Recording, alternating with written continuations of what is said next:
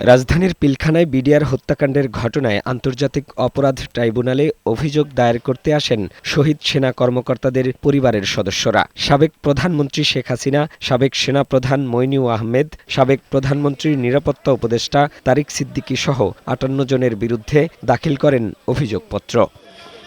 ট্রাইব্যুনালের chief prosecutor বরাবর এ অভিযোগ দাখিল করা হয়েছে বলে জানান আইনজীবী তাসমিরুল ইসলাম।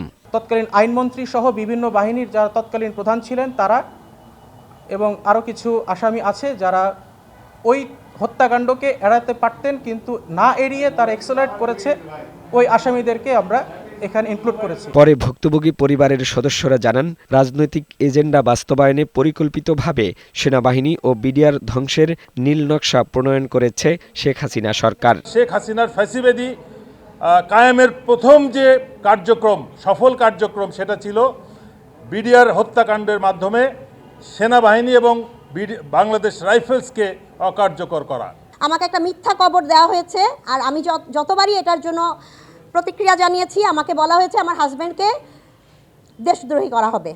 পরিকল্পিত হত্যাকাণ্ডই বলবেন যেন সত্যতা বের হয়ে আসে। তারা বাংলাদেশকে ভালোবাসতো, বাইরের শত্রু থেকে দেশকে রক্ষা করত, আর ওদের ষড়যন্ত্রে আমার বাবা এবং মা এবং বাকি সব অফিসার এটা স্বীকার। নিহত সেনা সদস্য পরিবারের সদস্যরা জানান, তাদের যে সুবিধা দেওয়ার কথা ছিল তা দেয়া হয়নি। এ সময় পিলখানা গণহত্যার তদন্ত ও সুষ্ঠু বিচারের জন্য অন্তর্বর্তী সরকারের প্রতি দাবি জানান তারা। আমরা আইন পড়েছি একমাত্র একটা কারণেই যে আমাদের বাবার বিচার আমরা চাই এবং আমাদের বাবার বিচার করে ছাড়বো।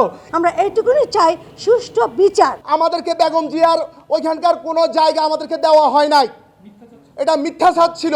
ফাহিম মুনাইম, বৈশাখী সংবাদ, ঢাকা। আমাদের একটা বীরত্ব এর করার জন্য এই জিনিসটা করা হয়।